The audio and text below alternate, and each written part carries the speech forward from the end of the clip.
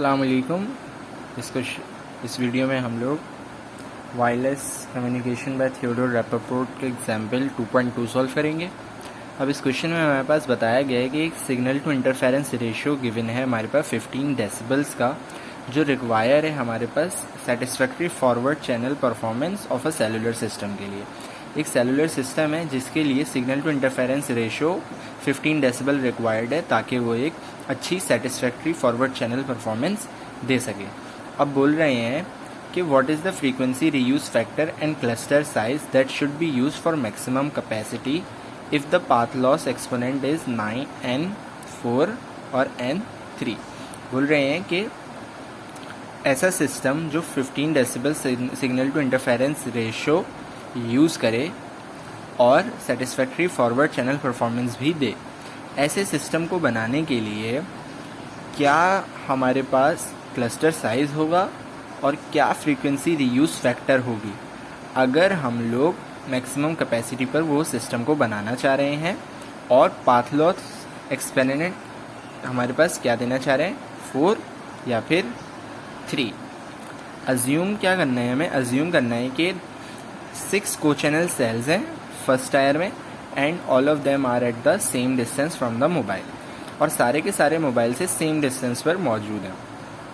अब बताया गया है कि सूटेबल अप्रॉक्सीमेशंस आप कर सकते हैं। तो एक ऐसा सिस्टम बनाना है जो मैक्सिमम कैपेसिटी पर यूज़ हो, signal to interference ratio 15 decibels हो और हमारे पास पाथ लॉस एक्सपोनेंट या तो 4 हो या 3 हो। तो हम लोग कैसे करेंगे कि भाई सबसे पहले हमें पता है कि सिस्टम का सिग्नल टू इंटरफेरेंस रेशियो क्या होना चाहिए, 15 डेसिबल्स। अब क्लस्टर साइज़ जो होता है वो होता है n। तो अब हम लोग देखेंगे कि भाई क्लस्टर साइज़ कितना यूज़ करें। तो सबसे पहले हम लोग n को समझ लेते हैं। तो n का हमारे पास फॉर्मूला होता है आई स्क्वायर प्लस का आई जे प्लस का जे स्क्वायर। अब यहाँ आई 1 और 1 रखूँगा तो n आएगा 3। अब कभी भी क्लस्टर साइज़ आप 1 नहीं रख सकते। क्यों? क्योंकि इस फॉर्मूले में आप i और j की कोई भी वैल्यू रख लें, कभी भी n का आंसर 1 नहीं होगा।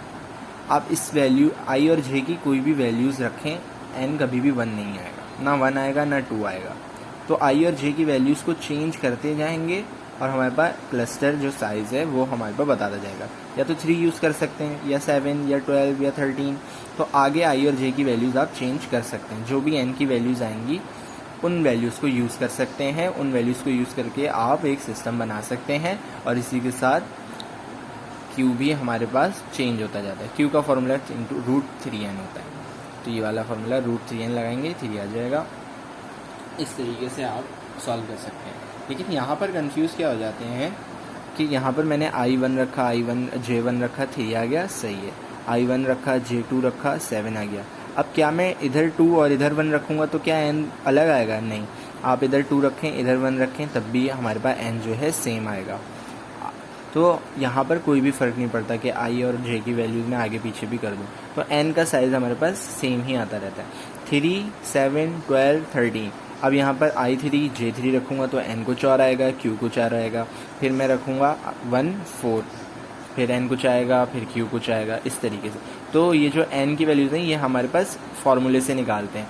फार्मूले से निकाल कर ही यूज़ करेंगे, अदरवाइज़ आप ऐसे नहीं है कि 2 भी रख दिया, n का साइज़ 6 रख दिया, ऐसे नहीं कर सकते। तो यहाँ पर सबसे पहले हम लोग 7 एज्यूम कर रहे हैं।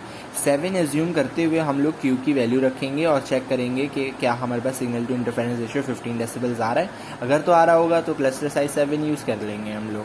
अगर नहीं आ रहा होगा तो n की वैल्यूज़ चेंज करेंगे, 12 पे जाएंगे।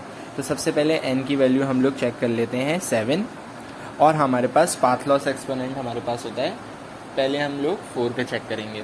तो हमें पता है कि भाई सिग्नल टू इंटरफेरेंस रेशियो का क्या फॉर्मूला होता है, 1 नंबर ऑफ को चैनल्स मल्टीप्लाई बाय Q की पावर n। अब ये जो n है ये पाथ लॉस एक्सपोनेंट है। नंबर ऑफ को चैनल्स हमें पता है 6 हैं, n क्योंकि हमने 7 लिया है तो Q हमारे पास कितना है, 4.583। 4.583 की पावर 4 रखी, हमारे पास आंसर क्या आएगा, हमारे पास आंसर आएगा 73.5।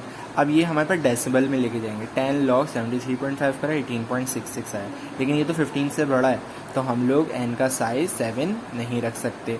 अब जब पाथ लॉस एक्सपोनेंट 4 था तब हम लोग चेक करके हमने देख लिया कि 18.66 आ रहा है, तो n हमारे पास 7 जब होगा और हमारे पास पाथ लॉस एक्सपोनेंट 4 होगा तो हम लोग ये यूज़ नहीं कर सकते। अब n की वैल्यू 3 पर भी चेक कर लेते हैं, क्या पता n की वैल्यू 4 रखने पर आंसर ना आ रहा हो 15 के करीब, क्या पता n की वैल्यू 3 रखने पर आंसर आ जाए 4 के करीब। तो n की वैल्यू 3 रखूँगा, आंसर क्या आएगा 16 तो हम लोग 10 log 16 करेंगे तो हमारे पास आंसर क्या आ रहा है एस आई का 12.05 जो कि हमारे पास 15 से कम। तो n की वैल्यू 7 हम लोग नहीं यूज़ कर सकते। तो n की वैल्यू 7 के बाद हम लोग चेक करेंगे 12 स्क्वायर, क्यू हमारे पास क्या रखा जाएगा 6। तो n की वैल्यू 12, n हमारे पास 4, एस आई का फॉर्मूला 1/6 इंटू क्यू की जगह 6 की पावर 4 216 डेसिबल में जाएंगे 23.34 डेसिबल जो कि 15 से बड़ा है। तो n की वैल्यू 12 और पाथ लॉस की वैल्यू 4 नहीं रख सकते। n की वैल्यू 12 और पाथ लॉस की वैल्यू 3 चेक करके देखते हैं। तो n की वैल्यू 3 और कैपिटल N की वैल्यू 7, 1/6 6 की पावर 3 36 10 log 36 डेसिबल में कितना आएगा 15.56 डेसिबल। तो 15 dB के अक्रॉस हमारे पास आ रहा है। तो हम लोग n की वैल्यू 7 और स्मॉल n की वैल्यू 3 यूज़ कर सकते हैं। तो आज की वीडियो में इतना ही, मिलते हैं अपनी नेक्स्ट वीडियो में, तब तक के लिए अल्लाह हाफिज़।